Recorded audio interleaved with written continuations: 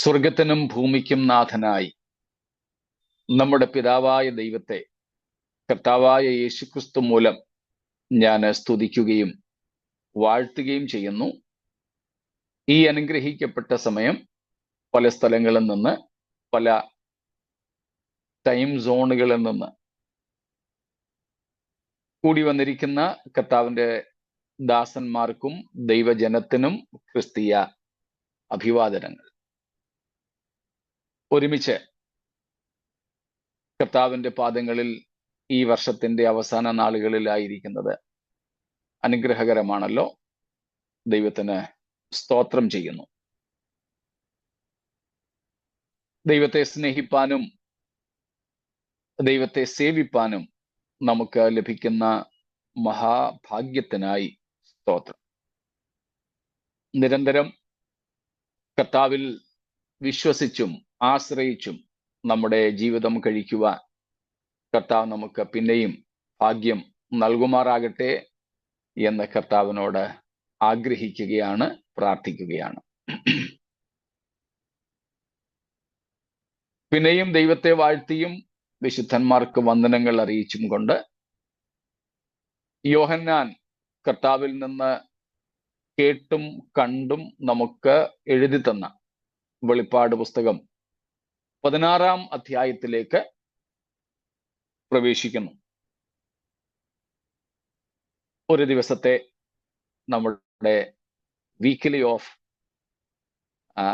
സാപ്താഹികമായി നമുക്ക് ലഭിക്കുന്ന ഒഴിവ് ദിവസമാണല്ലോ ഞായറാഴ്ച. അതിനുശേഷം നമുക്ക് പിന്നെയും കൂടി വരുവാൻ ദൈവം കൃപ നൽകിയതോർത്ത് സ്തോത്രം ചെയ്യുന്നു. ഇന്നലെ നമ്മുടെ പ്രാദേശിക സഭകളിൽ അനുഗ്രഹീതമായ ആത്മീയ സംഗമങ്ങൾ നമുക്കുണ്ടായി എന്ന് കർത്താവിൽ വിശ്വസിക്കുന്നു. ദൈവം എല്ലാവരെയും പിന്നെയും സഹായിക്കുകയും അനുഗ്രഹിക്കുകയും ചെയ്യുമാറാകട്ടെ. വെളിപ്പാട് പുസ്തകം 16-ാം അധ്യായമാണ് നമ്മുടെ പഠന വിഷയം. ആ അധ്യായത്തിൽ അതിൻ്റെ മുഖവുരകൾ നമുക്ക് ശനിയാഴ്ച രാത്രിയിൽ പഠിക്കുവാനായിട്ട് അവസരമുണ്ടായി. ഏറ്റവും ഒടുവിലത്തെ 7 ബാധകളാണ് നമുക്ക് ഈ 16-ാം അധ്യായത്തിൽ കാണുവാൻ സാധിക്കുന്നത്. നാം അതേപ്പറ്റി കണ്ടു തുടങ്ങി. അതില് ഏറ്റവും ഒടുവിലത്തെ ന്യായവിധിയായി നാം ഇവിടെ കാണുന്നത് കലശ ന്യായവിധികളാണ്. Bowl judgments as the last of the series of divine judgments upon the rebellious world, the sinful world, the unrepentant world. മാനസാന്തരം ഇല്ലാത്ത മത്സരികളായ മ്ലേച്ഛത പ്രവർത്തിക്കുന്ന ഒരു തലമുറയുടെ മേൽ, ഒരു മാനവ സമൂഹത്തിൻ്റെ മേൽ മൊത്തമായി ദൈവം അയച്ച ന്യായവിധി പരമ്പരകളുടെ അവസാനത്തെ കണ്ണിയായിട്ടാണ് നാം ഈ കലശ ന്യായവിധികളെ കാണുന്നത്. നാം അതിൻ്റെ 1-ാമത്തെ വാക്യത്തിൽ ദൈവം നേരിട്ട് 7 ദൂതന്മാർക്ക് ഈ ന്യായവിധി നടത്തുവാനുള്ള കൽപ്പന കൊടുക്കുന്നത് കണ്ടു. ആദ്യത്തെ കലശ ന്യായവിധി നമ്മൾ 2-ാമത്തെ വാക്യത്തിൽ കാണുകയുണ്ടായി. 1ഉം 2ഉം വാക്യങ്ങൾ നമുക്കൊന്നും കൂടെ വായിച്ചുകൊണ്ട് തുടങ്ങാമല്ലോ. Verses 1 and 2, please. Then I heard a loud voice from the temple telling the 7 angels, "Go and pour out on the earth the 7 bowls of the wrath of God." So the first angel went and poured out his bowl on the earth, and harmful and painful sores came upon the people who bore the mark of the beast and worshipped its image. Praise God.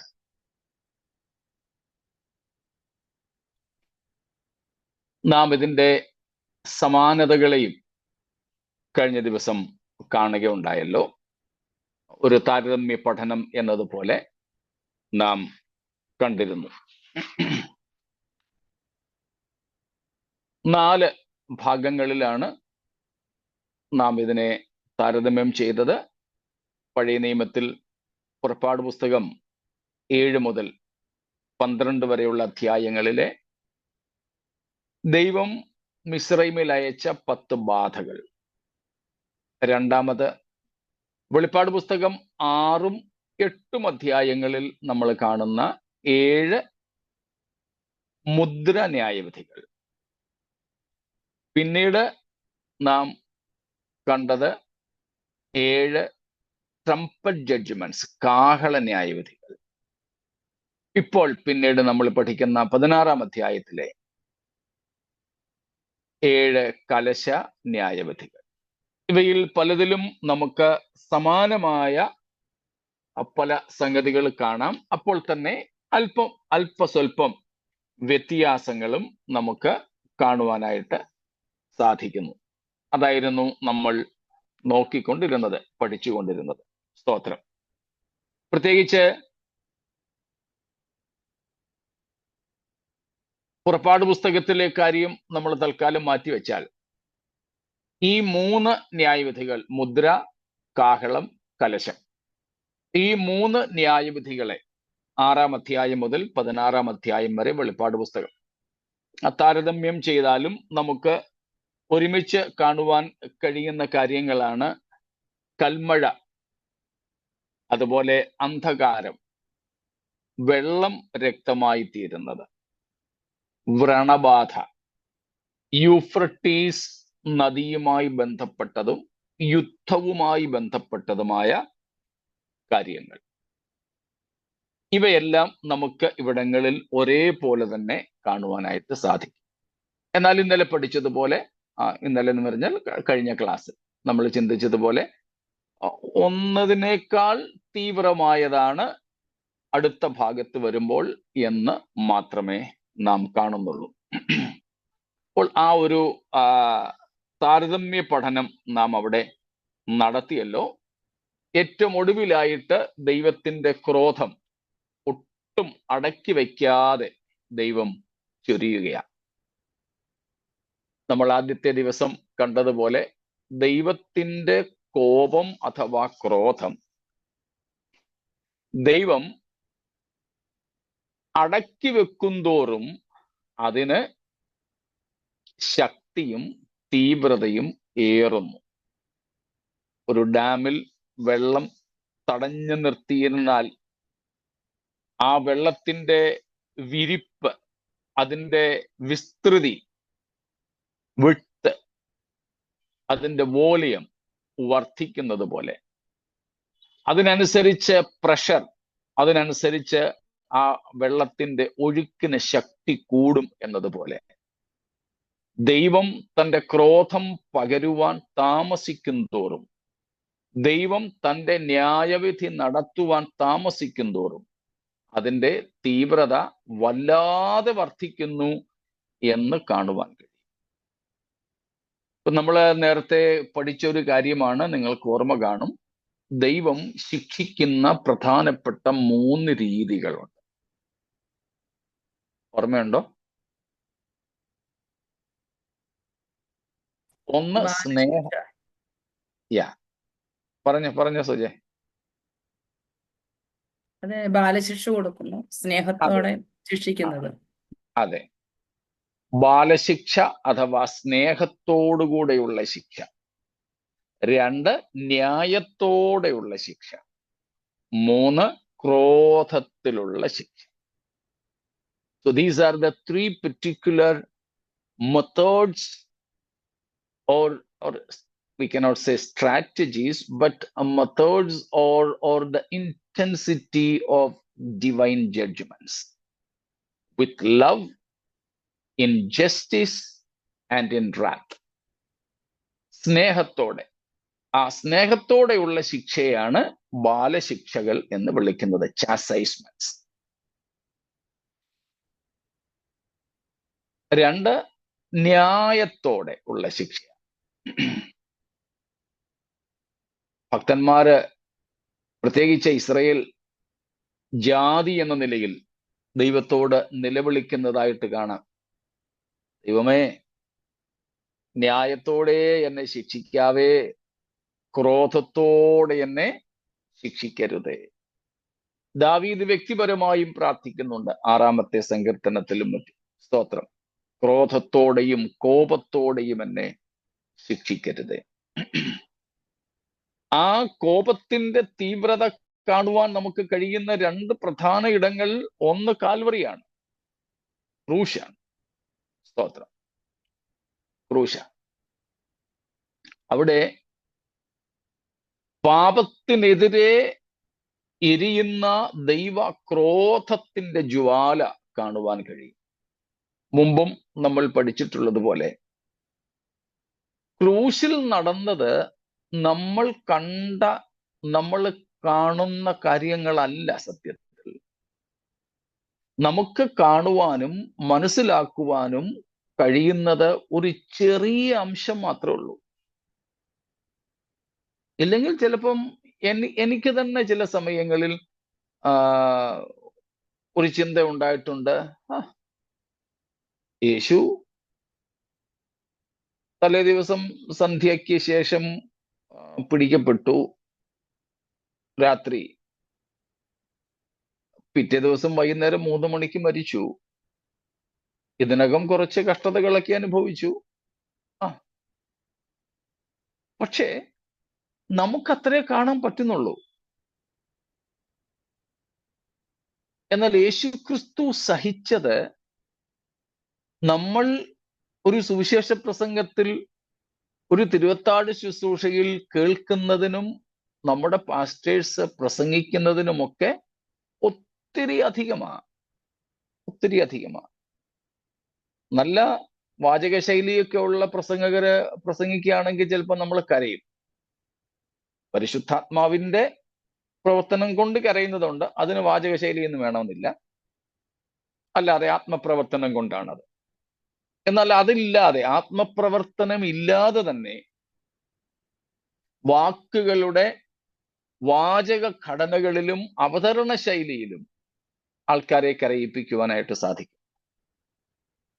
ചില പാട്ടുകളൊക്കെ തന്നെ ചിലർ പാടിയാൽ കരച്ചിൽ വരും. അത് ക്രിസ്തീയ പാട്ടുകൾ തന്നെ വേണമെന്നൊന്നുമില്ല, അല്ലാതെയുള്ള ലളിത ഗാനങ്ങളും സിനിമാ ഗാനങ്ങളും ഒക്കെ പാടിയാലും ആൾക്കാർ അത് വൈകാരിക മേഖലയെ തൊടുന്ന ഒരു സംഗതി ആയതുകൊണ്ടാണ്.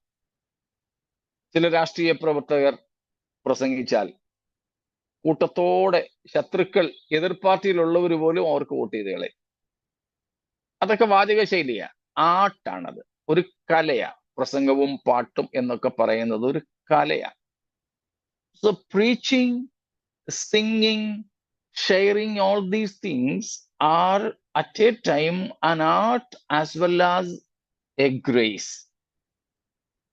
It doesn't require that always a person be gifted with the grace of God to be successful in these things, even with the ability, the art, he or she can succeed. പലപ്പോഴും പ്രസംഗങ്ങൾ, പാട്ടുകൾ ഒക്കെ ഒരു കലയുടെ ഭാഗമായിട്ട് എന്താണ് പറയുന്നത്, സഫലകരമാകാം. എന്നാൽ യാതൊരു വിധമായ അങ്ങനെയുള്ള കലകളില്ലാതെ കൃപയുടെ ഭാഗമായി നിൽക്കുന്നവരുണ്ട്. അവിടെ ആത്മപ്രവർത്തനം മാത്രമാണുള്ളത്. ദൈവകൃപയുടെ പ്രവർത്തനവും പരിശുദ്ധാത്മ പ്രവർത്തനവും മാത്രമാണുള്ളത്. സ്തോത്രം. അങ്ങനെ കരയുന്നവരും അതുപോലെ തന്നെ ആ ഒരു കൺവിക്ഷൻ, ബോധ്യത്തിലേക്ക് വരുന്നവരും ഒക്കെ ഉണ്ട്. ഞാൻ ആ കാര്യമല്ല പറഞ്ഞത്. അതല്ലാതെ നല്ല വാചക ശൈലിയിൽ, നല്ല പ്രസംഗ ശൈലിയിലൊക്കെ കാര്യങ്ങൾ അവതരിപ്പിച്ചാൽ ആൾക്കാർ ചിലപ്പോൾ കേട്ടിരിക്കുകയും കരയുകയും ഒക്കെ ചെയ്യും. പക്ഷേ അതിലും ഒക്കെ അപ്പുറമാണ് യേശു ക്രിസ്തു ക്രൂശിൽ സഹിച്ചതെന്നാണ് ഞാൻ ഈ പറഞ്ഞത്. ക്രിസ്തു ക്രൂശിൽ സഹിച്ചത് മാത്രമല്ല,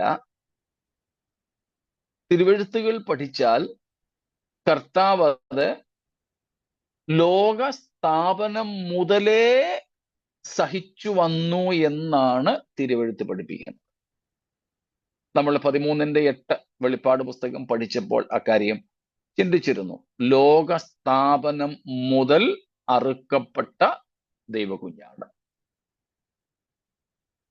1 പത്രോസ് 1:20 വാക്യത്തിലും നമ്മൾ വായിച്ചു, അവൻ ലോകസ്ഥാപനത്തിന് മുമ്പേ അറിയപ്പെട്ടവൻ. അപ്പോൾ യേശുക്രിസ്തു ലോകസ്ഥാപനത്തിന് മുമ്പ് തന്നെ മാനവകുലത്തിന്റെ വീണ്ടെടുപ്പുകാരനായി നിയമിക്കപ്പെട്ടിരുന്നത് കൊണ്ട് അന്ന് മുതലേ ദൈവീക പദ്ധതിയിൽ ഈ ക്രൂശിന് വേണ്ടിയുള്ള ഒരുക്കത്തിലായിരുന്നു.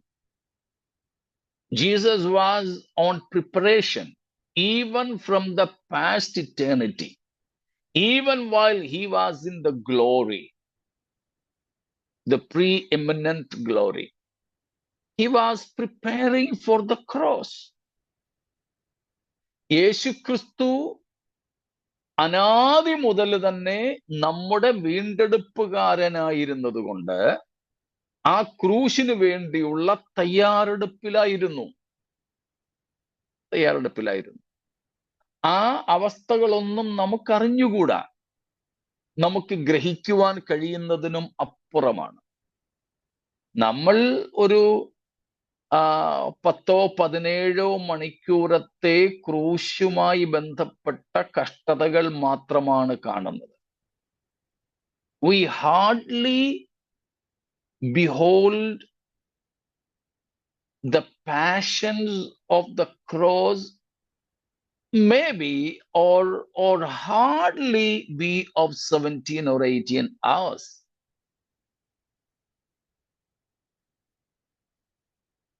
തലേ ദിവസം രാത്രി മുതൽ പിറ്റേന്ന് വൈകുന്നേരം 3 മണി വരെ,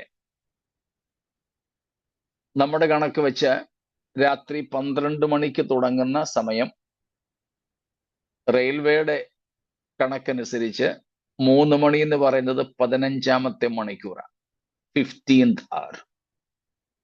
ചിലപ്പോൾ അതിന് 2, 3, 4 മണിക്കൂറുകൾക്ക് മുമ്പാണ് യേശു, രാത്രി 12 മണിക്ക് മുമ്പ്, കുറെ മുമ്പാണ് കർത്താവ് പിടിക്കപ്പെടുന്നത്.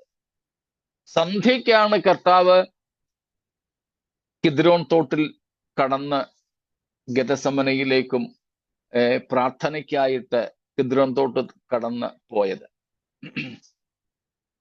അവിടെ വെച്ചാണ് കർത്താവ് പ്രാർത്ഥിക്കുന്നതും ആ രാത്രിയിലാണ് പിടിക്കപ്പെടുന്നതും. കൃത്യമായ മണിക്കൂർ നമുക്ക് പറയാൻ ഒരു പക്ഷേ കഴിയില്ലെങ്കിലും രാത്രി 12 മണിക്ക് മുമ്പ്, ചിലര് അതുകൊണ്ടാണ് 17 മണിക്കൂർ എന്നൊക്കെ പറയുന്നത്. രാത്രി 9-10 മണിക്കൊക്കെ അടുത്ത്, എത്രയും ആകട്ടെ. ഏതായാലും 3 മണിക്ക് മരിച്ചതുകൊണ്ട് 12 മണിക്ക് അർദ്ധരാത്രിക്ക് മുമ്പ് പിടിക്കപ്പെട്ടത് കൊണ്ട് 15 മണിക്കൂർ എന്ന് തീർച്ചയായിട്ടും ഉറപ്പിക്കാം. അതിനും കുറച്ച് സമയം മുമ്പ് ഗെതസമന മുതൽ യേശുക്രിസ്തുവിന്റെ മാനസിക വ്യഥകൾ നമുക്കറിയാം. മരണവേദന പോലെ യേശു കർത്താവ് പ്രാണവേദനയിലായി. ഏറ്റവും വലിയ വേദന മരണവേദനയാണെന്ന് നമ്മൾ പഠിച്ചിട്ടുണ്ട്. അതും ഒരു പാപിയുടെ മരണവേദന. Physically speaking, the utmost pain a person can experience is the death pain. മരണവേദന അതും ഒരു പാപിയുടെ. യേശുക്രിസ്തു സഹിച്ചത് പാപത്തിന്റെ ശിക്ഷയായതുകൊണ്ട് അത്രയ്ക്കുള്ള വേദന യേശുക്രിസ്തുവിന് പ്രാണനിൽ അനുഭവിച്ചു. നാം കാണുന്നത് ദേഹത്ത് അനുഭവിച്ച വേദനകൾ മാത്രം. യേശുക്രിസ്തുവിന്റെ പ്രാണവേദന നമുക്ക് അളക്കാൻ അളവുകോലുകളില്ല. പിന്നെ ആകെക്കൂടുള്ള അളവുകോൽ യേശു പറഞ്ഞതാ, ഗെതസമനയിൽ വെച്ച് ശിഷ്യന്മാരോട് പറഞ്ഞതാ, എന്റെ ഹൃദയം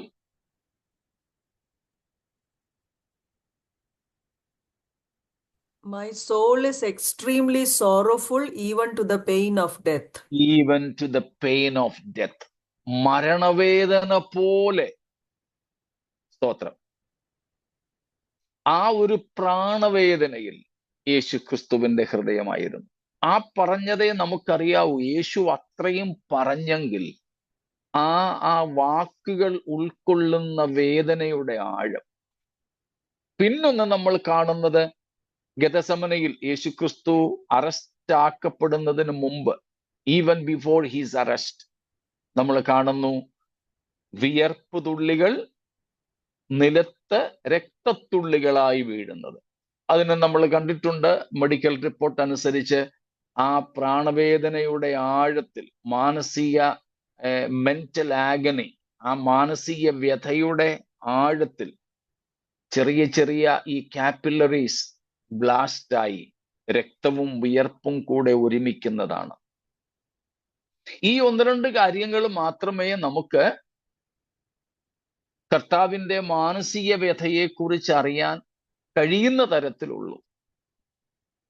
പിന്നെ ഉള്ളത് മറ്റുള്ളവർ നിന്ദിക്കുകയൊക്കെ ചെയ്തപ്പോൾ നമ്മളങ്ങ് മനസ്സിലാക്കുകയാണ് നമുക്കൊക്കെ ഉണ്ടാകുന്ന വേദന പോലെ. പക്ഷേ കർത്താവ് സഹിച്ച ആ കഷ്ടതകൾ, അപ്പോൾ ആ ഗെതസമനയിലെ തലേ ദിവസം വൈകുന്നേരം, പെസഹായുടെ സമയം മുതലേ കർത്താവിന്റെ മനസ്സ് വേദനപ്പെട്ടിരുന്നു. അപ്പം ആ വേദനയും എല്ലാം കൂടെ എടുക്കുകയാണെങ്കിൽ ഏകദേശം 24 മണിക്കൂറോളമെങ്കിലും യേശു കഷ്ടതകളിലൂടെ പോയി. പെസഹ ഏകദേശം സന്ധ്യയ്ക്ക് 3 മണിക്ക് ശേഷമാണ് അവിടുത്തെ ആ സംഗതികൾ അവർ കഴിക്കുക. സന്ധ്യായാഗത്തിന്റെ സമയം എന്നൊക്കെ പറയും. അപ്പം അങ്ങനെയാണെങ്കിൽ പിറ്റേന്ന് 3 മണിയുമായി ബന്ധപ്പെട്ട് ഒരു 24 മണിക്കൂർ, അത്രേ ഉള്ളല്ലോ എന്നൊക്കെ ചിലപ്പം നമ്മളങ്ങ് വിചാരിക്കും. എന്നാൽ അതിനേക്കാളിലൊക്കെ നമുക്ക് ഗ്രഹിപ്പാൻ കഴിയുന്നതിലും ആഴത്തിലായിരുന്നു കർത്താവിന്റെ കഷ്ടതകൾ, ശാരീരികവും മാനസികവുമായിട്ടൊക്കെ ഉള്ളത്. എന്താ ഞാൻ പറഞ്ഞു വരുന്നത്? ദൈവം ശിക്ഷിക്കുന്ന 3 പ്രധാന രീതികൾ: സ്നേഹത്തോടെ ബാലശിക്ഷകൾ നൽകി, 2 ന്യായത്തോടെ അല്ലെങ്കിൽ നീതിയോടെ, 3 ക്രോധത്തോടെ. യേശുക്രിസ്തുവിൽ ഉണ്ടായ ശിക്ഷ, യേശുക്രിസ്തു ഏറ്റെടുത്ത പാപത്തിന്റെ ശിക്ഷ, സ്തോത്രം, ദൈവത്തിന്റെ നീതിയുടെയും ക്രോധത്തിന്റെയും വെളിപ്പാടായിരുന്നു. സ്തോത്രം. ഇവിടെ രണ്ടാമത്തെ സ്ഥലം ദൈവക്രോധത്തിന്റെയും നീതിയുടെയും ശിക്ഷാ നടപടികളുടേത് കാണുന്നത് നമ്മൾ ഈ സ്ഥലത്ത്, ഈ മഹാപീഡന കാലത്ത്. അപ്പോഴും ഒരു ദയ ഉണ്ട് കേട്ടോ. നമ്മൾ ആദ്യത്തെ ദിവസം പഠിച്ചതുപോലെ ഇവര് മാനസാന്തരപ്പെടട്ടെ എന്നുള്ള നിലയിൽ. പക്ഷെ ഈ അവസാന ഘട്ടങ്ങളിലേക്ക് വന്നപ്പോൾ ദൈവത്തിന്റെ ക്രോധം അണപൊട്ടി ഒഴുകുകയാണ്. ദൈവത്തിന്റെ ക്രോധം അണപൊട്ടി ഒഴുകുകയാണ്. സ്തോത്രം. അതാണ് നാം ഈ 16-ാം അധ്യായത്തിൽ കാണുന്നത്. അതോടുകൂടെ ക്രോധം തീരുന്നു. തീരാൻ നേരം ഒരുമിച്ചൊഴുകിയെത്തുന്നത് പോലെ. സ്തോത്രം. നമ്മള് നാട്ടിൽ പറയും, അണയാൻ പോകുന്ന തിരി ഒന്ന് ആളിക്കത്തുമെന്ന്. നമ്മള് ഒരു കുപ്പിയിൽ നിന്നോ ഒക്കെ എന്തെങ്കിലും ഇങ്ങനെ പകരുമ്പോൾ, ഒഴിക്കുന്ന സമയത്തും നമുക്ക് തീരാൻ പോകുമ്പം പെട്ടെന്നെല്ലാം കൂടി ഇങ്ങനെ ഒഴുകി വീഴുന്നത് കാണാം. അതുപോലെ ഇവിടെ തീരാൻ പോകുമ്പോൾ ക്രോധം ഒരുമിച്ച് ദൈവം പകരുക. സ്തോത്രം. ഒരുമിച്ച് പകരുക. അതാണ് നാം ഇവിടെ കണ്ടുകൊണ്ടിരിക്കുന്നത്. ഇത്രയും കാര്യങ്ങളിൽ വിഷയങ്ങളില്ലല്ലോ, മുമ്പോട്ട് പോകാമല്ലോ.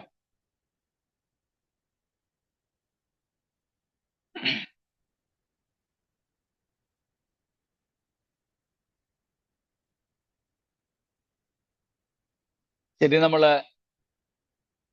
ഒന്നാമത്തെ കലശ ന്യായവിധി കാണുന്നു.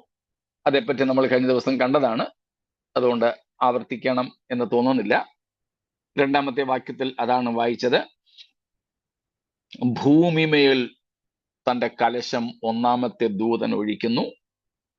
അപ്പോൾ മൃഗത്തിന്റെ മുദ്രയുള്ളവരും അതിന്റെ പ്രതിമയെ നമസ്കരിക്കുന്നവരുമായ മനുഷ്യർക്ക് വല്ലാത്ത ദുർവ്രണം ഉണ്ടായി.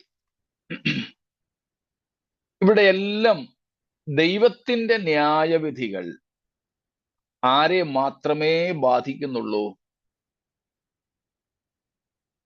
എതിർ ക്രിസ്തുവിന്റെ, yes, those who are loyal to the Antichrist in worshipping him and his image.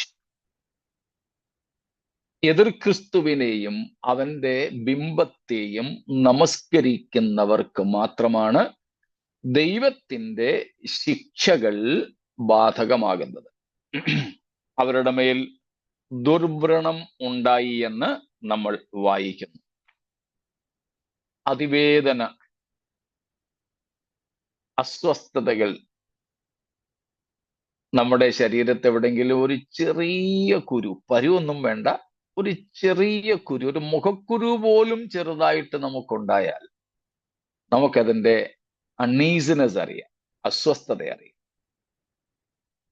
അപ്പോൾ ശരീരത്തെ ഏതായാലും ഒരു ഭാഗത്തൊന്നും ആയിരിക്കത്തില്ല ഈ പരു വരുന്നത്, ദേഹം മുഴുവനും ആയിരിക്കും അവരുടെ അസ്വസ്ഥത. പക്ഷെ ആ അസ്വസ്ഥത അനുഭവിക്കുമ്പോഴും അവർ ദൈവത്തിന്റെ പരമാധികാരത്തെ അംഗീകരിച്ച് മാനസാന്തരപ്പെടുന്നതിന് പകരം ദൈവത്തെ ദുഷിക്കുകയാണെന്നുള്ളതാണ്. അതാണൊരു വിരോധാഭാസം, അതാണ് മത്സരം, ശാഠ്യം. That is stubbornness. Even today there are people. Israel മക്കളോട് ദൈവം പറഞ്ഞതുപോലെ, ഇനിയും നിങ്ങളെ അടിച്ചിട്ടെന്ത്, നിങ്ങൾ അധികം പിന്മാറുകയുള്ളൂ, അധികം പിന്മാറുകയുള്ളൂ. ചിലരങ്ങനെ, നമ്മൾ എത്രയും അവരോട് പറയുന്നോ അത്രയും അവരെ മത്സരികളായി വിട്ടുപോകും. മക്കൾ പോലുമുണ്ട് അങ്ങനെയുള്ള, കുട്ടികൾ പോലുമുണ്ട്, ചർച്ചിലുണ്ട് അങ്ങനെയുള്ളവര്. അവരോട് അവരെ ഡിസിപ്ലിൻ ചെയ്യാൻ ശ്രമിച്ചാൽ അവർ പിന്നെ ചർച്ചിൽ വരാതെയാകും. എന്നെ ശരിയാക്കാൻ വേണ്ടി ഉപദേശിക്കുകയാണോ, എന്നാ പിന്നെ ആട്ടെ. പണ്ടൊരുത്തം പറഞ്ഞ പോലെ ഒരു ഞാൻ പറഞ്ഞതാ, ആറിന്റെ തീരത്ത്, റിവർ, നദിയുടെ തീരത്ത് താമസിക്കുന്ന ഒരു വീട്ടിലെ ഒരു വിരുന്നുകാരൻ ഒരിക്കൽ സന്ധിക്ക് ചെന്നപ്പം അവിടുത്തെ പപ്പ മോനോട് പറഞ്ഞു, എടാ മോനെ പോയി ആറ്റിൽ ചാട, jump into the river. ഇത് വന്ന വീട്ടുകാരന് ഭയങ്കര ആശയം, ഈ സന്ധ്യാസമയത്ത് കൊച്ചിനോട് ആറ്റിൽ ചാടാൻ പറയാം. പറഞ്ഞു, ഇല്ല, ഇവനെ വീട്ടിൽ കയറ്റാൻ വേണ്ടി പറഞ്ഞാണ്. പറയുന്നതിന് തിരിച്ചേ ഇവൻ ചെയ്യത്തുള്ളൂ. ആറ്റി ചാടാൻ പറഞ്ഞാൽ വീട്ടിൽ കയറും, വീട്ടിൽ വേണമെന്ന് പറഞ്ഞാൽ ആറ്റി ചാടും. ചിലരുടെ സ്വഭാവം അങ്ങനെയാ. എൻ്റെ ജീവിതത്തിലും ശുശ്രൂഷയിലും ഒക്കെ അങ്ങനെയുള്ളവരെ കണ്ടിട്ടുണ്ട് ഞാൻ ധാരാളം, സഭയിലുമുണ്ട്. സ്നേഹത്തോടെ അവരെ ഉപദേശിച്ചാലും ദേഷ്യത്തോടെ ഉപദേശിച്ചാലും ഒക്കെ ഇത് തന്നെയാണ്. ദൈവം ഇതെല്ലാം പരീക്ഷിച്ചു എന്ന് വെച്ച് ഉപദേശിക്കാതിരിക്കാൻ പറ്റുമോ? സ്തോത്രം. അപ്പൊ ഇത്രയും ക്ലേശങ്ങൾ അനുഭവിച്ചിട്ടും ഇവർ വീണ്ടും മത്സരികളായി, ശാഠ്യമുള്ളവരായി, ദൈവത്തിൽ നിന്ന് അകന്നു പോയി. സ്തോത്രം. പലരെയും എനിക്കിന്നും അറിയാം, ഒന്ന് ഉപദേശിച്ചതിൻ്റെ പേരിൽ, മോനെ, മോളെ, അല്ലെ സഹോദര, സഹോദരി, അങ്ങനെയല്ല ഇങ്ങനെ എന്ന് പറഞ്ഞതിൻ്റെ പേരിൽ പിണങ്ങിയവർ, ദൈവസന്നിധി വിട്ടുപോയവർ, മത്സരികളായി ജീവിക്കുന്നവർ, ഒന്നിലധികം പേരെ ഈ കഴിഞ്ഞ നാളുകളിൽ തന്നെ, ഈ അടുത്ത, കഴിഞ്ഞെന്ന് പറഞ്ഞാൽ റീസെന്റ് ടൈംസ് എന്നാണ് ഉദ്ദേശിച്ചത്, ഈ അടുത്ത നാളുകളിൽ തന്നെ ഞാൻ ചിലരെ കണ്ടു. കുടുംബങ്ങളിൽ, സഭകളിൽ, ബൈബിൾ സ്കൂളുകളിലൊക്കെ ഉണ്ട് അങ്ങനെയുള്ളവർ. ഈ പ്രത്യേക മഹാപീഡനത്തിന്റെ അവസാന സമയത്ത് ഈ കൂട്ടർ, ഈ ഭൂമിയിലെ വാസികൾ അങ്ങനെയുള്ള അനുഭവത്തിലായിരിക്കുമെന്ന് നമുക്കിവിടെ നിന്ന് മനസ്സിലാക്കാം. നമുക്കുള്ളൊരു ഉപദേശം സ്വീകരിക്കുക. നമ്മെ ദൈവം ഉപദേശിച്ചാലും മനുഷ്യൻ ഉപദേശിച്ചാലും ലെറ്റ്സ് ബി ടീച്ചബിൾ. സ്തോത്രം. നാം ഉപദേശം കൈക്കൊള്ളുന്നവരായി, നമ്മെ അടിച്ചതിൻ്റെ, നമ്മെ വഴക്കു പറഞ്ഞതിൻ്റെ, നമ്മെ ശാസിച്ചതിൻ്റെ ഉദ്ദേശത്തെ മനസ്സിലാക്കി അതിന് വിധേയപ്പെടുവാൻ നമുക്കിടയാകട്ടെ. സ്തോത്രം. അടിക്കുന്തോറും നാം പിന്മാറുന്നവരായി തീരാതെ, നാം ശിക്ഷകൾ ഏറ്റുവാങ്ങിക്കൊണ്ടായാലും ദൈവത്തെങ്കിലേക്ക് ഓടി വരുവാൻ കർത്താവ് നമ്മെ സഹായിക്കട്ടെ. ചില കുട്ടികളെ കണ്ടിട്ടില്ലേ, അടിക്കുന്തോറും അവർ അടിക്കുന്ന പപ്പായെയോ മമ്മിയെയോ കെട്ടിപ്പിടിക്കും. പപ്പാ പപ്പാ എന്നും പറയും. ചിലരുണ്ട് ദേഷ്യപ്പെട്ട്, പണ്ടൊക്കെ ആണെങ്കിൽ നെഞ്ചത്തിരി ഒത്തിരി ഉണ്ട്. ഈ അടുത്ത കാലത്ത് നെഞ്ചത്തിരിയൊക്കെ കുറവാണെന്ന് തോന്നുന്നു ആൾക്കാർക്ക്. പണ്ടൊക്കെ ഞാൻ കണ്ടിട്ടുണ്ട് ആൾക്കാരെ ഇങ്ങനെ ഇടിക്കും നെഞ്ചത്ത്. ഇപ്പൊ അതല്പം കുറവാണ്. എനിക്ക് തോന്നുന്നു ഇപ്പം വേറെ പല രീതികളിൽ ആ ദേഷ്യവും ഒക്കെ പ്രകടമാക്കാൻ സാധിക്കുന്നുണ്ട്. അതുകൊണ്ടാണ്.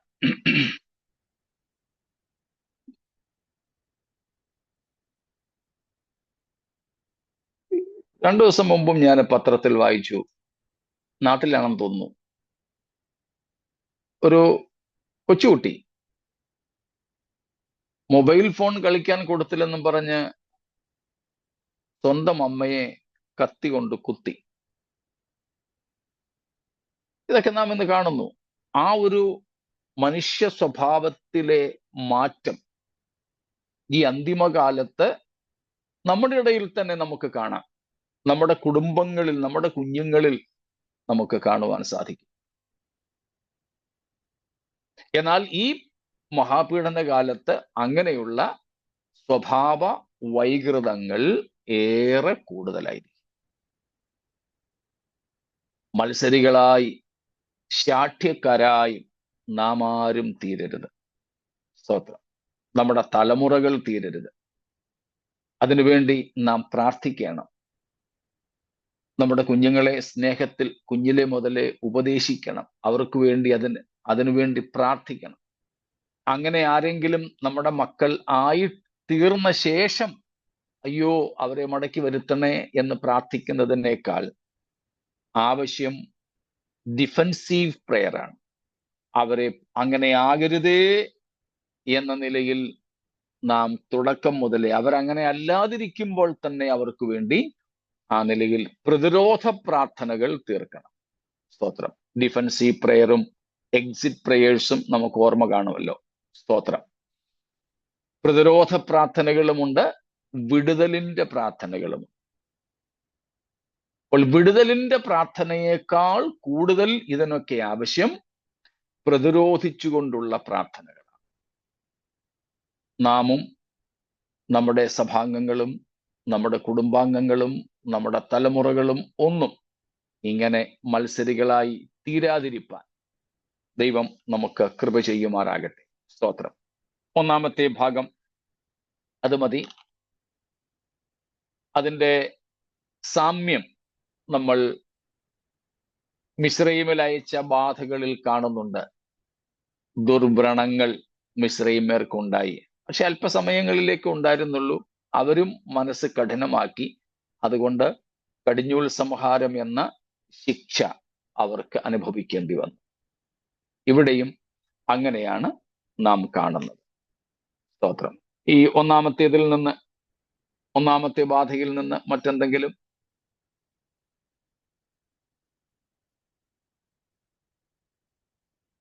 ഇല്ലെങ്കിൽ നമുക്ക് മൂന്നാമത്തെ വാക്യം വായിക്കാം. Verse number 3. രണ്ടാമത്തവൻ തന്റെ കലശം സമുദ്രത്തിൽ ഒഴിച്ചു. അപ്പോൾ അത് മരിച്ചവന്റെ രക്തം പോലെ ആയി തീർന്നു. സമുദ്രത്തിലെ ജീവജന്തു ഒക്കെയും ചത്തുപോയി. സ്തോത്രം. After the boils or the painful sores, here is the second plague by the bowl, judgment. വ്രണങ്ങൾക്ക് ശേഷം, പരുക്കൾക്ക് ശേഷം രണ്ടാമത്തേത് നാം ഇവിടെ കാണുന്നു. അതാണ് സമുദ്രത്തിന്മേലുള്ള ന്യായവിധി. ആദ്യത്തേത് ഭൂമിമേൽ ഒഴിച്ചപ്പോൾ ഭൂമിയിൽ പാർക്കുന്ന മനുഷ്യർക്കായിരുന്നു. രണ്ടാമത്തേത് നാം കാണുന്നത്, സ്തോത്രം, സമുദ്രത്തിന്മേൽ ഒഴിക്കുന്നു. സമുദ്രത്തിന്മേൽ ഒഴിച്ചപ്പോൾ സമുദ്രജലമൊക്കെ ഒരു മരിച്ച മനുഷ്യന്റെ രക്തം പോലെയായിപ്പോയി. അത് മരിച്ചവന്റെ രക്തം പോലെ എന്ന് വെച്ചാൽ നമുക്കറിയാം, കട്ട പിടിച്ച രക്തം അല്ലേ? കട്ട പിടിച്ച രക്തം, ബ്ലഡ് ഓഫ് എ ഡെഡ് മാൻ. സമുദ്രത്തിലെ ജലമെല്ലാം അപ്പോൾ അത് മരിച്ചവന്റെ രക്തം പോലെ ആയിത്തീർന്നു. അതുകൊണ്ട് സമുദ്രത്തിലെ ജന്തുക്കളൊക്കെയും ചത്തുപോയി. Here is a similarity with the second trumpet judgment. രണ്ടാമത്തെ കാഹള ന്യായവിധിയുമായിട്ട് ഇതിന് സാമ്യമുണ്ട്. വെളിപ്പാട് 8-ാം അധ്യായത്തിന്റെ 8ഉം 9ഉം വാക്യങ്ങളിൽ നമ്മൾ കാണുന്നത്. അവിടെ നാം കാണുന്നത് only a third of the sea, 1/3 മാത്രമേ അന്ന് ദോഷം ഭവിച്ചുള്ളൂ. പക്ഷേ അവിടെ സമുദ്രത്തിലെ ഷിപ്സ്, കപ്പലുകൾക്കുമൊക്കെ ഛേദം വന്നതായിട്ടുണ്ട്. ഇവിടെ പക്ഷേ വെള്ളം മുഴുവനും കട്ടിയാവുകയാ, മരിച്ചവന്റെ രക്തം പോലെ, മരിച്ചവന്റെ രക്തം പോലെ. അതുകൊണ്ട് സമുദ്രത്തിലെ ജീവികളെല്ലാം ചത്തുപോകും.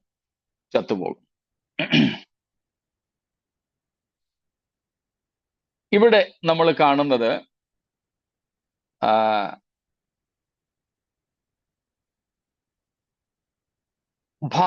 ഭാഗമായി കണ്ടോ. ദൈവത്തിന് വേണമെങ്കിൽ ഈ ന്യായവിധികളെല്ലാം പിന്നെയും ഒരുമിച്ചയച്ച് നിശേഷം ഇവരെ നിഗ്രഹിക്കാം.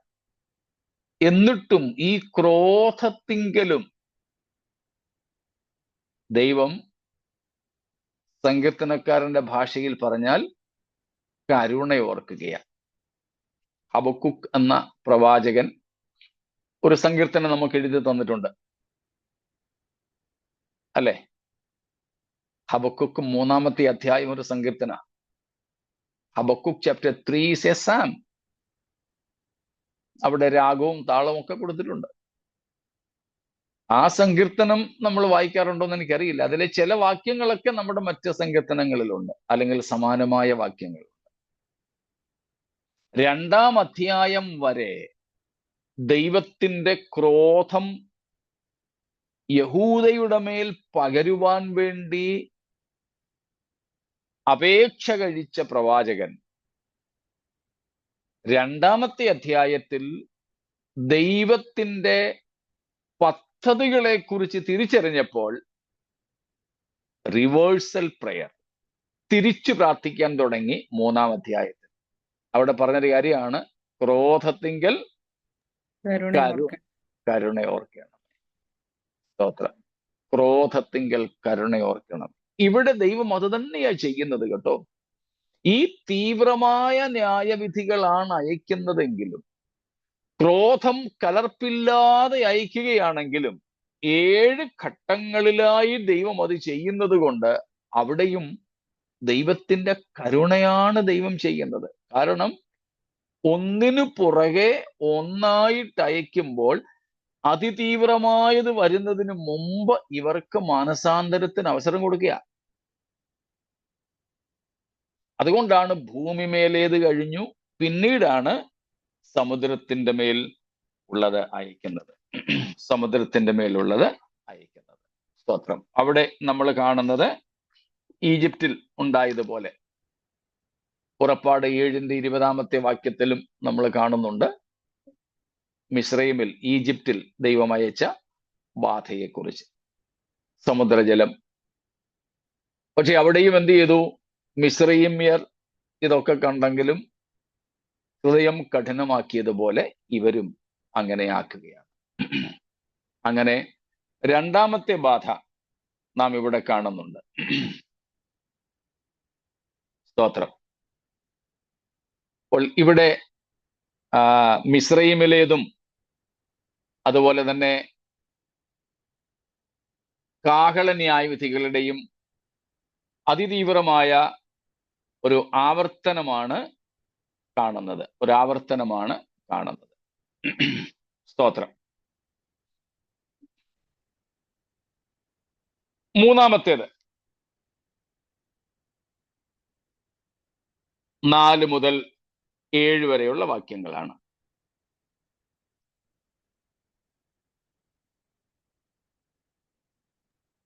മൂന്നാമത്തെ ദൂതൻ തന്റെ കലശം നദികളിലും നീരുറവുകളിലും ഒഴിച്ചു, അവ രക്തമായി തീർന്നു. അപ്പോൾ ജലാധിപതിയായ ദൂതൻ ഇവ്വണ്ണം പറയുന്നത് ഞാൻ കേട്ടു: ഇരിക്കുന്നവനും ഇരുന്നവനുമായി പരിശുദ്ധനായുള്ളോവേ, നീ ഇങ്ങനെ ന്യായം വിധിച്ചതുകൊണ്ട് നീതിമാനാകുന്നു. വിശുദ്ധന്മാരുടെയും പ്രവാചകന്മാരുടെയും രക്തം അവർ ചിഹ്നിച്ചതുകൊണ്ട് നീ അവർക്ക് രക്തം കുടിപ്പാൻ കൊടുത്തു. അതിന് അവർ യോഗ്യർ തന്നെ. അവണ്ണം യാഗപീഠവും, അതെ, സർവശക്തിയുള്ള ദൈവമായ കർത്താവേ, നിന്റെ ന്യായവിധികൾ സത്യവും നീതിയും ഉള്ളവ എന്ന് പറയുന്നത് ഞാൻ കേട്ടു. സ്തോത്രം. രണ്ടാമത്തേതും മൂന്നാമത്തേതും കുറെ സാമ്യമുള്ളതാണ്. രണ്ടാമത്തേത് സമുദ്രജലത്തെയാണ് ബാധിച്ചതെങ്കിൽ അതിൻ്റെ തന്നെ മറുഭാഗം അല്ലെങ്കിൽ ബാക്കിയുള്ളത് എന്താ? ശുദ്ധജല ഉറവുകളിലൊക്കെ സമുദ്രജലത്തെ രക്തമാക്കി അതിലെ ജന്തുക്കൾ ചാകുമാറാക്കി, അതുകൊണ്ടും സമുദ്രത്തിലേതല്ലേ, സാരമില്ല, നീ നമ്മുടെ ഭാഷയിൽ പറഞ്ഞ ഇനി മീൻ കൂട്ടണ്ടെന്നേ ഉള്ളൂ, പച്ചക്കറി കഴിക്കാം എന്നൊരു തീരുമാനത്തിലേക്ക് അവരെത്തിയാൽ അടുത്തത് സമുദ്രജലത്തെ മാത്രമല്ല, കുടിവെള്ളത്തെ, ഡ്രിങ്കിങ് വാട്ടർ, ശുദ്ധജലം, അതിനെ പോലും രക്തമാക്കി തീർത്തു. എന്നിട്ട് അവിടെ വ്യക്തമായിട്ട് പറഞ്ഞിട്ടുണ്ട് എന്താ കർത്താവ് അവിടെ ഉദ്ദേശിച്ചതെന്ന്. സ്തോത്രം. വിശുദ്ധന്മാരുടെയും പ്രവാചകന്മാരുടെയും രക്തം അവർ ചിഹ്നിച്ചു. അതിന് പകരം ദൈവമേ, നീ അവർക്ക് രക്തം കുടിപ്പാൻ കൊടുത്തു. നമ്മുടെ നാട്ടിലൊരു പ്രയോഗമുണ്ട്, തൊണ്ട പുഴുത്താൽ അല്ലെങ്കിൽ പഴുത്താൽ അത് തുപ്പാനുള്ള നിർവാഹമില്ല, ഇറക്കുകയുള്ളൂ. ഇവിടെ സമുദ്രവും എല്ലാ ശുദ്ധജല സ്രോതസ്സുകളും രക്തമായി തീർന്നപ്പോൾ ഇവർക്കിനിയും കുടിക്കാൻ, ദാഹമകറ്റാൻ വേറെ മാർഗമില്ല. ഈ രക്തം കുടിച്ചേ പറ്റൂ. വെറുതെ നിറം മാറ്റിയതല്ല വെള്ളത്തിന്റെ, രക്തമാക്കി മാറ്റുകയായിരുന്നു കർത്താവ്. സമുദ്രത്തിലായിരുന്നപ്പോൾ അത് ഉറച്ചു, മരിച്ചവന്റെ രക്തം പോലെയായി. പക്ഷേ മൂന്നാമത്തെ ബാധയിൽ മരിച്ചവന്റെ രക്തം പോലെ ഉറഞ്ഞില്ല. അതുകൊണ്ട് ഇവർക്ക് ദ്രവരൂപത്തിൽ, ലിക്വിഡ് ഫോമിൽ തന്നെ കുടിക്കാൻ പറ്റുന്ന പരുവത്തിലായി. പക്ഷെ അവർക്ക് വേറെ നിർവാഹമില്ല. ദാഹം പെരുകിയിട്ട് അത്യാവശ്യത്തിന് വേണ്ടിയെങ്കിലും അവർക്കത് കുടിക്കേണ്ടതായിട്ട് വരുന്നു. ഒന്ന് ഓർത്ത് നോക്കിക്കേ, കർത്താവിനെ തള്ളിക്കളഞ്ഞ് അഥവാ മഹാപീഡനകാലത്ത് ഭൂമിയിൽ ജീവിച്ചിരിക്കുവാൻ ദുർഭാഗ്യം ലഭിക്കുന്ന ആരെങ്കിലും ഉണ്ടെങ്കിൽ അവരുടെ കഷ്ടത. എന്നാലും കർത്താവിനോടുള്ള അവരുടെ കയ്പ്, കർത്താവിനോടുള്ള അവരുടെ ആ ഒരു ബിറ്റർനെസ്, ആ ഒരു ദേഷ്യം പിന്നെയും വർദ്ധിക്കുക.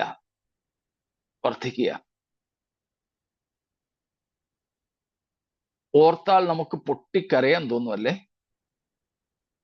കുടിക്കാൻ വെള്ളമില്ല, എവിടെ തിരിഞ്ഞാലും ചോര, രക്തമാണ് ഒഴുകി വരുന്നത്. നിറം മാത്രമായിരിക്കില്ല, അതിൻ്റെ രുചിയും അങ്ങനെ തന്നെ ആയിരിക്കും. അതിൻ്റെ സ്മെല്ല്, ഗന്ധവും അങ്ങനെ തന്നെ ആയിരിക്കും. അതിന് കാരണം പറഞ്ഞിരിക്കുന്നത് എന്താ? വിശുദ്ധന്മാരുടെയും പ്രവാചകന്മാരുടെയും രക്തം അവർ ചിന്നിച്ചു എന്ന് പറഞ്ഞാൽ വിശുദ്ധന്മാരെ അവർ രക്തസാക്ഷികളാക്കി കൊന്നു. തീർച്ചയായും ഇവിടെ പറയുന്ന വിശുദ്ധന്മാരും പ്രവാചകന്മാരും എന്ന് പറയുന്നത് പുതിയ നിയമകാലത്ത്, പ്രത്യേകിച്ച് ഈ മഹാപീഡനകാലത്ത് രണ്ട് സാക്ഷികൾ, രണ്ട് പ്രവാചകന്മാരായിട്ടാണ് അവിടെ പ്രവർത്തിച്ചത്. 11-ാം അധ്യായം. അവർ ഉൾപ്പെടെ ദൈവത്തിന് വേണ്ടി മഹാപീഡനകാലത്ത് നിലനിന്ന വിശുദ്ധന്മാരെ ഇവർ കണ്ണിൽ ചോരയില്ലാതെ, ദയയില്ലാതെ കൊന്നുമുടിച്ചു. ഒരുപക്ഷെ ഇക്കാലത്തും ക്രൈസ്തവ സഭാ കാലയളവിലും ജീവിച്ചിരിക്കുന്നവരെ പീഡിപ്പിച്ചത് ഈ തലമുറമേൽ കണക്കിടുന്നുണ്ടാകാം. എത്ര ക്രൂരമായിട്ടാണ് ദൈവമക്കളെ പീഡിപ്പിക്കുന്നത്. നമ്മുടെ ഭാരതത്തിൽ തന്നെ നമുക്കറിയാമല്ലോ ഗ്രഹാം സ്റ്റെയിൻസിന്റെയും കുഞ്ഞുങ്ങളുടെയും കാര്യം. സ്വന്തം വണ്ടിയിൽ രാത്രി, ഞാൻ കരുതുന്നു ഇടവും വലവും പപ്പായെ കെട്ടിപ്പിടിച്ച് കിടന്നുറങ്ങിയ ആ പിഞ്ചു കുഞ്ഞുങ്ങൾ.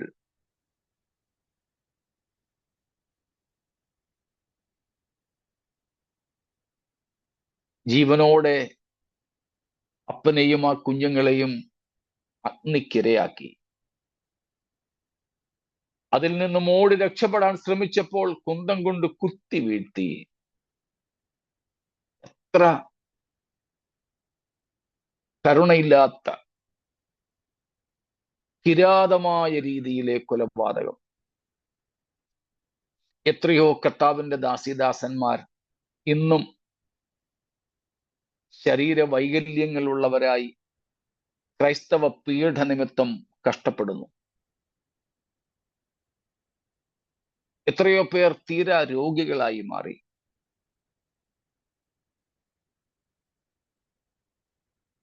ചില ദിവസങ്ങൾക്ക് മുമ്പ് ഞാൻ പോയ മിഷൻ ഫീൽഡുകളിലെ ഒരു കാര്യം നിങ്ങളോട് ഞാൻ അന്ന് പറഞ്ഞിരുന്നു. അവിടെ നിന്നും മീറ്റിങ്ങിൽ കൂടിയപ്പോൾ ലേറ്റ് 70s 78, 1978, 79 കാലങ്ങളിൽ മഹാരാഷ്ട്ര, ഗുജറാത്ത് ബോർഡറുകളിലെ ആ സ്ഥലങ്ങളിൽ മിഷനറിമാരായി പോയ തമിഴ്നാട്ടിലെ ചില സഹോദരങ്ങൾ 3 പേരെ അക്കാലത്ത് ദാരുണമായിട്ട് പീഡിപ്പിച്ചു. അവരെ പീഡിപ്പിച്ച സമയത്ത് അവരാരും മരിച്ചില്ല. അവിടെ നിന്നും അവരൊരു കണക്കിന് രക്ഷപ്പെട്ട് എത്തി. പക്ഷേ അധിക നാളുകൾ കഴിയും മുമ്പേ ആ പീഡകൾ നിമിത്തം അവർ 3 പേരും മരിച്ചു. അതിൽ ഒരാൾ വെല്ലൂർ CMC-യിൽ കിടന്നാ മരിച്ചത്.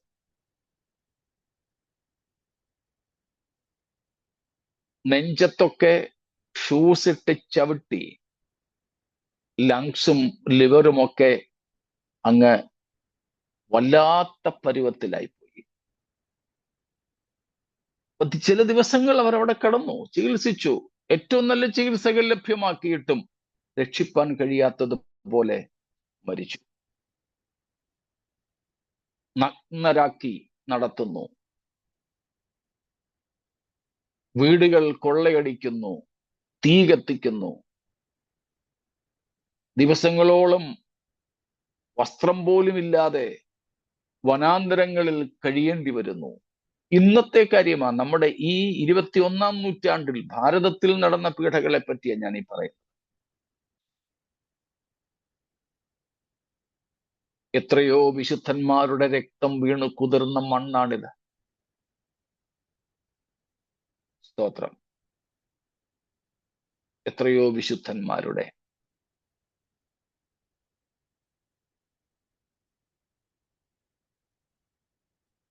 സുവിശേഷ വിരോധമുള്ള ബൈബിൾ കൊണ്ടുപോകുവാൻ വിലക്കുള്ള 10 രാജ്യങ്ങളെ കുറിച്ച് ഞാൻ ഇന്നും പകൽ ശ്രദ്ധിക്കുകയുണ്ടായി.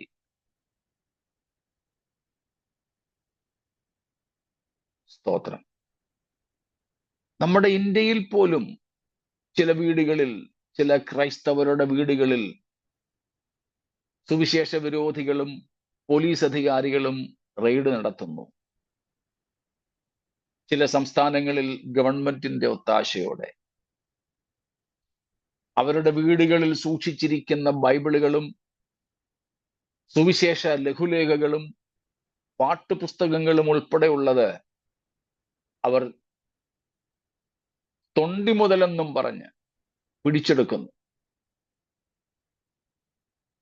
അവരുടെ വീടുകളിലും സഭാ സംഘടനകൾ വില കൊടുത്ത് സ്വന്തം സംഘടനയുടെ പേരിൽ നിയമമനുസരിച്ച് രജിസ്റ്റർ ചെയ്തിരിക്കുന്ന സഭാ ഹാളുകളിലും കയറാൻ കഴിയാതെ പൂട്ടി പോലീസ് സീൽ ചെയ്യുന്നു.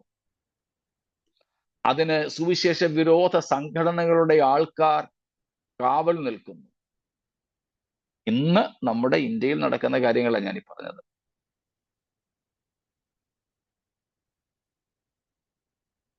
ഞാൻ ഉൾപ്പെട്ട് നിൽക്കുന്ന പ്രസ്ഥാനത്തിന്റെയും പല സഭകളും അങ്ങനെ അടച്ചുപൂട്ടിയിട്ടിരിക്കുക.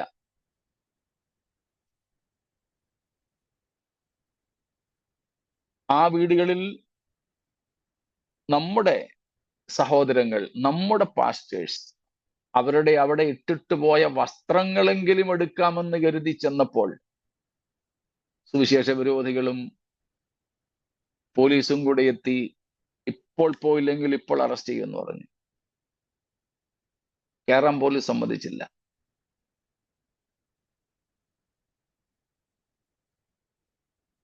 സുവിശേഷ നിമിത്തം അങ്ങനെ എത്ര പീഡകൾ ഇന്ന് സംഭവിക്കും, നമ്മുടെ അറിവിലും നമ്മുടെ കൺമുൻപിലും. എന്നാൽ ഈ ക്രിസ്ത്യാനികൾ, ഈ ദൈവമക്കൾ, ഈ വിശുദ്ധന്മാർ, ഈ പ്രവാചകന്മാർ പ്രതികാരം ചോദിക്കുന്നില്ലെങ്കിലും അവരുടെ ഉടയവനായ ഒരുത്തനുണ്ട്. അവൻ തീർച്ചയായും ഇവരുടെ ജീവനും ഇവരുടെ രക്തത്തിനും ഉത്തരവാദിയാണ്. തീർച്ചയായും അവൻ ഈ ലോകത്തോട്, ഈ അവിശ്വാസ ദുനിയാവിനോട് തൻ്റെ വിശുദ്ധന്മാരുടെ രക്തത്തിന് പ്രതികാരം ചോദിക്കും. ഒരു ദിവസമുണ്ട്. സ്തോത്രം. ഡിലേ ഈസ് നോട്ട് ഡിനയൽ എന്ന് പറഞ്ഞതുപോലെ ഇവിടെയും ശിക്ഷ നടപ്പാക്കുവാൻ ദൈവം തൻ്റെ ദയയിൽ കാത്തിരിക്കുന്നു എന്നതുകൊണ്ട് ശിക്ഷയില്ലെന്ന് വരില്ല. സ്തോത്രം. അതാണ് ഇവിടെ പറയുന്നത്. വിശുദ്ധന്മാരുടെയും പ്രവാചകന്മാരുടെയും രക്തം അവർ ചിന്തിച്ചു. സ്തോത്രം. ദൈവം നീതിമാനാണ്. അവൻ തീർച്ചയായും പകരം ചോദിക്കും. നമുക്കറിയാം, 34-ാമത്തെ അധ്യായത്തിൽ സ്തോത്രം. പാവം ഹാബേൽ ഒരു തെറ്റും ചെയ്തില്ല. അവൻ ദൈവപ്രസാദം ലഭിക്കുമാറ് ജീവിച്ചെന്ന് മാത്രമേ ഉള്ളൂ. ദൈവപ്രസാദം ലഭിക്കുമാറ് ജീവിച്ചത് കൊണ്ട് അവന്റെ വഴിപാടിൽ ദൈവം പ്രസാദിച്ചു. അവനിലും അവന്റെ വഴിപാടിലും ദൈവം പ്രസാദിച്ചു. അത്രമാത്രമേ ചെയ്തുള്ളൂ, ഒരു തെറ്റും ചെയ്തില്ല. പക്ഷേ സ്വന്തം സഹോദരൻ അവനെ വഞ്ചിച്ച് കൊന്നുകളഞ്ഞു. ചിലപ്പോൾ അവൻ കേണ് കാണും, അപേക്ഷിച്ച് കാണും, ചാച്ചാ കൊല്ലല്ലേ. പക്ഷേ ദൈവം ഇറങ്ങി വന്ന് കയ്യനോട് പറയുന്നു, നിന്റെ അനുജന്റെ രക്തം ഭൂമിയിൽ നിന്നും എന്നോട് നിലവിളിക്കുന്നു. ഒരുത്തന്റെ കുറ്റമില്ലാത്ത രക്തം ഭൂമിയിൽ നിന്നും നിലവിളിച്ചത് ചോദിക്കാൻ അന്ന് സ്വർഗം ഇറങ്ങി വന്നെങ്കിൽ എത്രയോ എണ്ണമറ്റ വിശുദ്ധന്മാരുടെ രക്തം കുടിച്ച മണ്ണാണ് ഈ ഭൂമി. സ്തോത്രം. തന്റെ പുത്രനേക്കാൾ തന്റെ വിശുദ്ധന്മാർക്ക് വിലമതിച്ച പിതാവായ ദൈവം എന്തേ അവരുടെ രക്തത്തിന് പ്രതികാരം ചോദിക്കില്ലേ? തീർച്ചയായിട്ടും. നാം തീർച്ചയായും അവരോട് ക്ഷമിക്കുക. നാം ക്ഷമിച്ചാലും ഇവർ മാനസാന്തരപ്പെടുന്നില്ലെങ്കിൽ ദൈവം ഈ ലോകത്തോട് തന്റെ വിശുദ്ധന്മാരുടെ രക്തത്തിന് പ്രതികാരം ചോദിക്കും. അതിന്റെ ഭാഗമായി നിത്യശിക്ഷാവിധിയിലേക്ക് അവരെ തള്ളിവിടും. പക്ഷേ അതിനു മുമ്പേ ഈ അവിശ്വാസ ലോകത്തെ പൊതുവായി രക്തം കുടിപ്പിക്കും എന്നുള്ളത് ദൈവനീതിയുടെ ഭാഗമാണ്. സ്തോത്രം. ഇത് വെച്ചുകൊണ്ടാണ്, ഈ ന്യായവിധിയുടെ അവസ്ഥകൾ വെച്ചുകൊണ്ടാണ്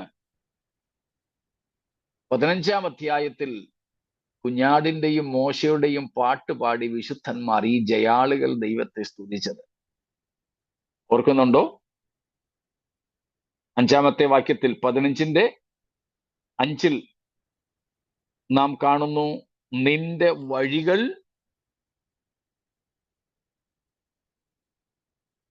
നിങ്ങൾ കൂടെ ഒന്ന് പറഞ്ഞു. 3-ന്റെ അവസാനം. Great and amazing are your deeds, O Lord God the Almighty. Just and true are your ways, O King of the nations. Just and true are your ways. നിന്റെ വഴികൾ നീതിയും സത്യവുമുള്ളവ. Verse number 4, 4-ാമത്തെ വാക്യം. Who will not fear, O Lord, and glorify your name? For you alone are holy. All nations will come and worship you, for your righteous acts have been revealed. Your righteous acts have been revealed. നിന്റെ ന്യായവിധികൾ വിളങ്ങി വന്നതിനാൽ, righteous acts മലയാളത്തിൽ കൊടുത്തിരിക്കുന്നത് ന്യായവിധികൾ. സ്തോത്രം. Because of the judgments of God. അതാണ് ഇവിടെ 16-ന്റെ 5-ാമത്തെ വാക്യം.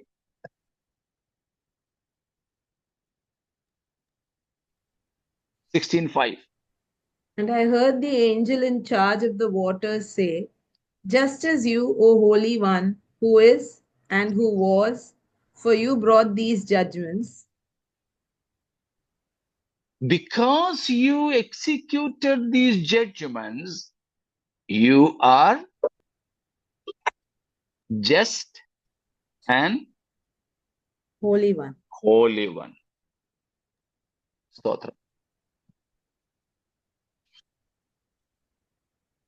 16-ന്റെ 5 നമ്മൾ വായിക്കുന്നത്, പരിശുദ്ധനായുള്ളവേ, നീ ഇങ്ങനെ ന്യായം വിധിച്ചതുകൊണ്ട് നീതിമാനാകുന്നു. Again verse 7, 7-ാമത്തെ വാക്യം. And I heard the altar saying, yes, Lord God the Almighty, true and just are your judgments. സ്തോത്രം. ഇവിടെ എല്ലാം പറയുന്നത് ഒരേ കാര്യമാണ്. ദൈവത്തിന്റെ ന്യായവിധികൾ നിമിത്തം ഈ വിശുദ്ധന്മാർ ദൈവത്തെ സ്തുതിക്കുന്നു, ദൂതന്മാർ ദൈവത്തെ സ്തുതിക്കുന്നു, യാഗപീഠം പോലും ദൈവത്തോട് പ്രതികരിക്കുന്നതായി നമുക്കിവിടെ കാണാം. സ്തോത്രം.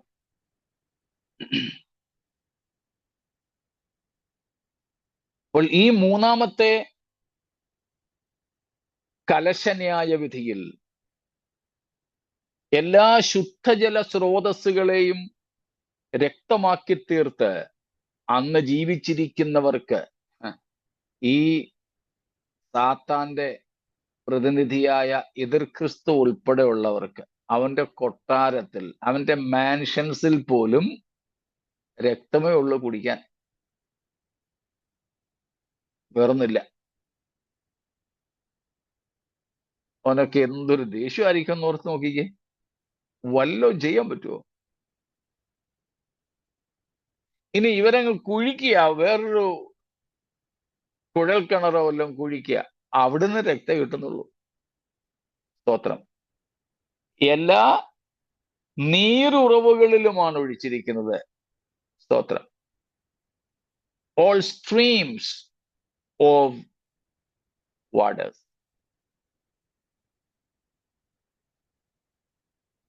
അപ്പോൾ എതിർ ക്രിസ്തുവിന്റെ കൊട്ടാരത്തിൽ ഉൾപ്പെടെ അന്ന് ജീവിച്ചിരിക്കുന്നവർക്കൊക്കെ രക്തമേ കുടിക്കാൻ കിട്ടൂ. അതിൽ വെളിപ്പെടുന്നത് എന്താ? നമ്മുടെ ദൈവത്തിന്റെ നീതി, സത്യം, ഹോളിനെസ്, പരിശുദ്ധി.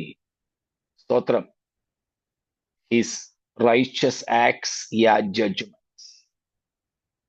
ഇതിൽ വെളിപ്പെടുന്നത് ദൈവത്തിന്റെ നീതി, സത്യം, പരിശുദ്ധി, ന്യായവിധികൾ. 5, അവെഞ്ചിങ്, തന്റെ വിശുദ്ധന്മാർക്ക് വേണ്ടിയുള്ള പ്രതികാരം. സ്തോത്രം. ഈ 5 കാര്യങ്ങളാണ് ഈ മൂന്നാമത്തെ ന്യായവിധിയിൽ വെളിപ്പെടുന്നത്.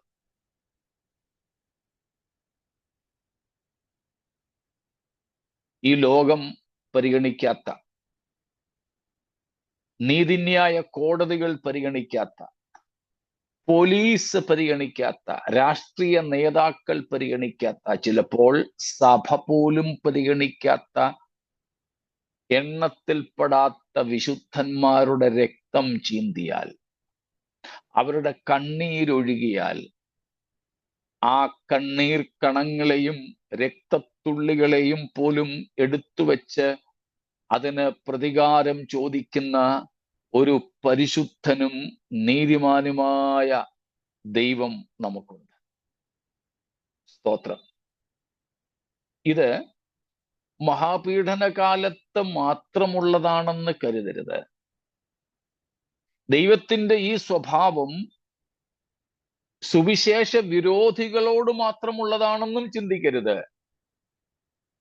ഇന്നും ഞാനും നിങ്ങളും ദൈവബോധം നിമിത്തം അന്യായം സഹിച്ചാൽ, സ്തോത്രം, ദൈവബോധം നിമിത്തം നാം അസത്യങ്ങൾ സഹിച്ചാൽ, നാം അതിനു വേണ്ടി ഒരു വില കൊടുത്താൽ, സ്തോത്രം, കർത്താവ് അത് മറക്കത്തില്ല കേട്ടോ. Praise God. ദൈവം നമുക്ക് പ്രതിഫലം തരികയും എതിരാളികൾക്ക് പ്രതികാരം കൊടുക്കുകയും ചെയ്യും. Even today, if we endure hardships because of the conviction of our God, because of our loyalty and obedience to the commands of Christ, because of our conformity to the nature of Jesus, if we endure hardships falsely, we endure losses but our God is a righteous God. He is a holy God. He is true, who would reward his saints and also avenge against the opponents and the oppressors. അതുകൊണ്ട് ആ നിലകളിൽ അന്യായം സഹിക്കുന്നവരോ കഷ്ടത ഏൽക്കുന്നവരോ ഇന്നുമുണ്ടെങ്കിൽ നാം ധൈര്യത്തോടെ ദൈവസന്നിധിയിലായിരിക്കൂ. തന്റെ ജനത്തിന് പ്രതിഫലം നൽകുന്ന, തന്റെ ജനത്തെ പീഡിപ്പിക്കുന്നവർക്ക് പ്രതികാരം ചെയ്യുന്ന ഒരു നീതിമാനായ ദൈവം നമുക്കുണ്ട്. കഴിഞ്ഞ നാളുകളിലും നമ്മൾ ചിന്തിച്ച 2 തെസ്സലോനിക്കർ 1-ാമത്തെ അധ്യായം 6 മുതൽക്കുള്ള വാക്യങ്ങൾ പ്രസ്താവ്യമാണ്. എന്താ പൗലോസ് പറയുന്നത്? കർത്താവായ യേശു തന്റെ ശക്തിയുള്ള ദൂതന്മാരുമായി സ്വർഗത്തിൽ നിന്ന് അഗ്നിജ്വാലയിൽ പ്രത്യക്ഷനായി ദൈവത്തെ അറിയാത്തവർക്കും നമ്മുടെ കർത്താവായ യേശുവിന്റെ സുവിശേഷം അനുസരിക്കാത്തവർക്കും പ്രതികാരം കൊടുക്കുമ്പോൾ നിങ്ങളെ പീഡിപ്പിക്കുന്നവർക്ക് പീഡയും പീഡ അനുഭവിക്കുന്ന നിങ്ങൾക്ക് ഞങ്ങളോടുകൂടെ ആശ്വാസവും പകരും നൽകുന്നത് ദൈവസന്നിധിയിൽ നീതിയല്ലോ. ഹല്ലേലൂയ. ദൈവസന്നിധിയിൽ ഇത് നീതിയ. ഏതെങ്കിലും തരത്തിൽ സ്തോത്രം കഷ്ടങ്ങളും നഷ്ടങ്ങളും വേദനകളും അപവാദങ്ങളും ഒക്കെ സഹിച്ചവരുണ്ടെങ്കിൽ ധൈര്യം പ്രാപിക്കുക. സ്തോത്രം. അതെല്ലാം തന്റെ പുസ്തകത്തിൽ എഴുതി വച്ചിരിക്കുന്ന ഒരു കർത്താവുണ്ട്. നാം മറന്നുപോയാലും മറന്നുപോകാതെ ഓരോന്നിനും പ്രതിഫലം നമുക്കും പ്രതികാരം അവർക്കും കൊടുക്കുന്ന നീതിമാനായ ദൈവം. A righteous God we have. He is not only a mighty God, but he is also a righteous God, a holy God. സ്തോത്രം. ആ കർത്താവിൽ നമുക്ക് വീണ്ടും ആശ്രയിക്കാം. സ്തോത്രം. ഈ ഭാഗങ്ങൾ പൂർണ്ണമായില്ല, അല്പം കൂടെ നമുക്ക് ചിന്തിപ്പാനുണ്ട്. അത് കർത്താവിന്റെ വരവ് താമസിച്ചാൽ അടുത്ത ദിവസമാകാം. ഈ കർത്താവിൽ നമുക്ക് പൂർണ്ണമായും നമ്പിക്കൊണ്ട് ഈ കർത്താവിനെ ഭയപ്പെട്ട് നാം നീതിയുള്ളവരായി വിശുദ്ധരായി ഈ കർത്താവായ യേശുക്രിസ്തുവിന്റെ സ്വഭാവത്തോട് അനുരൂപപ്പെട്ട് ജീവിക്കാം. ഈ വചനങ്ങളാൽ ദൈവം നമ്മെ അനുഗ്രഹിക്കുമാറാകട്ടെ.